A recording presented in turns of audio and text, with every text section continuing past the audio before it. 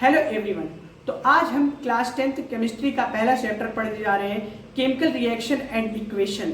ये काफ़ी मज़ेदार चैप्टर है और इसमें सबसे पहले हमें समझेंगे कि केमिकल रिएक्शन क्या होता है। फिर हम फिजिकल रिएक्शन पे भी बात करेंगे और फिर देखेंगे कैरेक्टरिस्टिक्स ऑफ केमिकल रिएक्शन, यानी कैरेक्टरिस्टिक्स ऑफ केमिकल रिएक्शन, क्या गुण हैं केमिकल रिएक्शन के, उसके बारे में पढ़ेंगे। तो सबसे पहले हम पढ़ेंगे केमिकल रिएक्शन क्या होता है। केमिकल रिएक्शन देखते हैं which involve the formation of new substance, यानी केमिकल रिएक्शन जब, यानी मान लीजिए सब्सटेंस ए है, ये सब्सटेंस ए किसी सब्सटेंस बी से रिएक्ट करता है, ये कोई नया सब्सटेंस मिलकर बना देता है एक्स।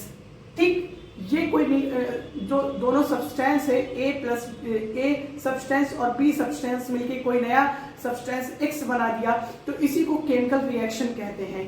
केमिकल रिएक्शन यानी साफ और सीधा है, यानी फॉर्मेशन ऑफ न्यू सब्सटेंस। क्या न्यू सब्सटेंस का फॉर्मेशन करता है chemical reaction. It can not be reversed easily, इसको रिवर्स्ड यानी उल्टा नहीं किया जा सकता है। जैसे कि मैंने एक पेपर लिया और उसको फिर मैंने उसको मोड़ दिया, उसके बाद फिर जब मैंने उसको मोड़ दिया उसके बाद फिर लेकिन उस पेपर को फिर मैं फिर से मैं पेपर को सीधा कर सकता हूँ। यानी ये मैंने पेपर लिया है, तो इस पेपर को मैं जो है ये मोड़ देता हूँ, लेकिन इस पेपर को रिवर्स किया जा सकता है। कैसे रिवर्स किया जा सकता है, देखिए अब देखिए पेपर को मैंने क्या कर दिया, रिवर्स कर दिया। तो ये क्या हुआ, ये फिजिकल चेंज है, ये फिजिकल रिएक्शन है। लेकिन वही केमिकल रिएक्शन की अगर बात करें तो उसमें रिवर्स इजीली नहीं हो सकता, इजीली नहीं किया जा सकता है। तो ये बहुत ही इंपॉर्टेंट पॉइंट है केमिकल रिएक्शन में। या ध्यान रखिएगा कि जो मतलब सब्सटेंस फॉर्म होता है उसको इजीली रिवर्स नहीं किया जा सकता है। यानी सब्सटेंस ए और बी जो बना है, हमारा एक्स सब्सटेंस ए और बी मिलकर एक सब्सटेंस जो बना है, अब उस एक्स सब्सटेंस से फिर ए और बी का इतना इजीली नहीं हमें मिल पाएगा। ठीक, कभी कभी केमिकल रिएक्शन में कुछ केस में ऐसा हो जाता है जो हमें सब्सटेंस, मान लीजिए मैंने सब्सटेंस एक्स को बना लिया, ठीक, तो अब मैं इस रिएक्शन को रिवर्स करना चाहता हूं, तो ए और बी कुछ केसेस में मिल जाते हैं। तो इसीलिए यहां लिखा है it can not be reversed easily, इनको इजीली रिवर्स नहीं किया जा सकता है। कुछ मेथड्स होते हैं या फिर कुछ ऐसे केमिकल होते हैं जिनको मिलाकर इसको रिवर्स किया जा सकता है। तो अब फिजिकल रिएक्शन की बात करते हैं। जैसा कि मैंने बताया भी फिजिकल रिएक्शन क्या होती है। Physical reaction which do not involve the formation of new substance, यानी फिजिकल रिएक्शन में कोई न्यू सब्सटेंस का फॉर्मेशन नहीं होता है, यानी जो सब्सटेंस जैसा है वैसा का वैसा ही रहेगा। जैसा कि मैंने एग्जांपल यही बताया था, मैं इस कागज को अगर मोड़ता हूं तो कोई नो चेंज आया, कोई चेंज नहीं आया, क्योंकि अगर मैं इस कागज को फिर से खोल देता हूं तो ये जो है सब्सटेंस, ये जो सब्सटेंस है, ये जो मतलब कागज है, ये फिर अपना वही शेप ले लिया है।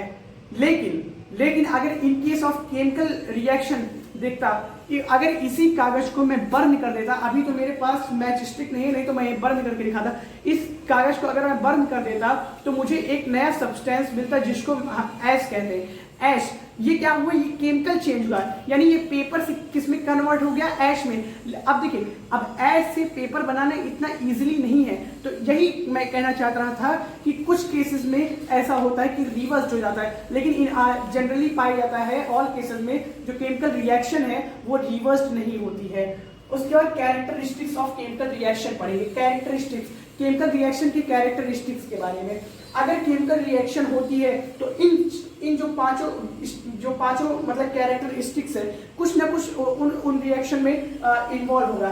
या तो फिर चेंज इन स्टेट में चेंज आ जाएगा। स्टेट हम लोगों ने 3 प्रकार का पढ़ा है, 3 टाइप्स का, सॉलिड, लिक्विड, गैस। या तो सॉलिड से लिक्विड में कन्वर्ट हो जाएगा, या फिर लिक्विड से गैस में कन्वर्ट हो जाएगा, और फिर या तो गैस से सॉलिड में कन्वर्ट हो जाएगा, लिक्विड में कन्वर्ट हो जाएगा। अब उसके बाद चेंज इन कलर में भी चेंज आ सकता है, केमिकल रिएक्शन के ये कैरेक्टर है। यानी मैं अगर कोई सब्सटेंस लेता हूँ एक्स, वो एक्स कलर है और ये कोई वाई कलर है, तो ये सब्सटेंस मिलके कोई नया हमें कलर दे देगा, वो होगा जेड, वो जेड कलर होगा। तो यानी जो मतलब कलर का जो है कलर भी चेंज हो जाते हैं। ठीक, केमिकल रिएक्शन में चेंज इन टेम्परेचर में भी चेंज आता है, टेम्परेचर में भी चेंज आता है जब हम कोई केमिकल रिएक्शन परफॉर्म करते हैं। इवोल्यूशन ऑफ गैस का इवोल्यूशन भी होता है। ठीक, हम इसके बारे में पढ़ेंगे, इन डिटेल में पढ़ेंगे। जो ये मैं बता रहा हूँ, change in state, change in colour, change in temperature, evolution of gas, form PPT यानी प्रेसिपिटेट, इन सब के बारे में डिटेल में पढ़ेंगे। इन सब के रिएक्शन भी मतलब इन सब के रिएक्शन भी मैं बताऊंगा। लेकिन उसके पहले हमें सिर्फ बेसिक जानना जरूरी है, क्योंकि ये बेसिक इंट्रोडक्शन वीडियो है। और जो आगे वाली वीडियो आएगी वो काफी कह सकते हैं काफी मतलब लॉन्ग होगी और काफी काफी डीप में होगी, क्योंकि अभी तो हम सिंपल पढ़ रहे हैं change in state, change in colour, change in temperature, उसके बाद फॉर्मेशन ऑफ प्रेसिपिटेट और उसके बाद इवोल्यूशन ऑफ गैस। इन सब के रिएक्शन को मैं डिटेल वाइज पढ़ाऊंगा। जैसे मैंने जो अगली वीडियो में लेकर आऊंगा उसमें मैं आपको चेंज इन स्टेट के बारे में बता दूंगा, चेंज इन स्टेट के रिएक्शन के बारे में, कलर के रिएक्शन जो चेंज होगा, किस रिएक्शन में कलर चेंज होता है, उसके बाद चेंज इन टेम्परेचर। मैं सारे मतलब जो कैरेक्टरिस्टिक्स है केमिकल रिएक्शन के, वो सारे कैरेक्टरिस्टिक्स को आपको केमिकल रिएक्शंस जो है उनको दिखाऊंगा। तो अगली वीडियो में जो है मतलब इसी पे चर्चा होगी कि कैरेक्टरिस्टिक्स ऑफ केमिकल रिएक्शन और उसका टाइप्स ऑफ केमिकल रिएक्शन। उसके बाद जो आगे का टॉपिक बचेगा जो आगे का टॉपिक हमारा होगा जैसे गैल्वेनो प्लेटिंग के बारे में है, और फिर हम रस्टिंग के बारे में है। उसके बाद प्रिवेंटिंग ऑफ क्या बोलते हैं, अभी माइंड में आ नहीं रहा है, उसके बारे में पढ़ेंगे। तो आगे हम लोग थोड़ा और डिटेल में पढ़ने जा रहे हैं इस चैप्टर को, और ये चैप्टर काफ़ी मज़ेदार होने वाला है।